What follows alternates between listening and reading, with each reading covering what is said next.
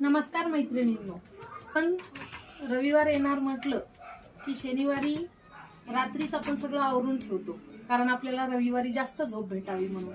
मी पण आता तसंच करणार आहे. माझं किचन बघा किती अस्ताव्यस्त पसरलेलं आहे. हे सगळे भांडे ते सगळं आता मला आज लावून घ्यायचे आहेत, कारण उद्या सकाळी थोडं उशिरा उठता येईल. ते किचन स्वच्छ केल्यावर मी दाखवते तुम्हाला.